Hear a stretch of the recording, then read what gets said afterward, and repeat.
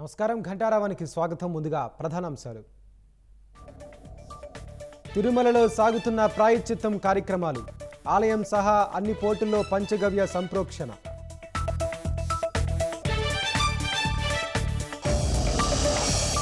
ముంబై నటి కేసులో విద్యాసాగర్కు రిమాండ్, తెల్లవారుజామున విజయవాడ సబ్ జైలుకు తరలింపు.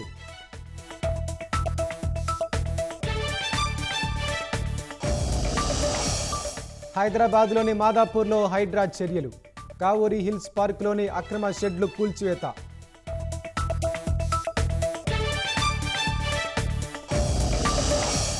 నిరుపయోగంగా పులివెందుల పరిశోధనా కేంద్రం, 11 కోట్లు వెచ్చించి ఆర్భాటంగా ప్రారంభించిన జగన్.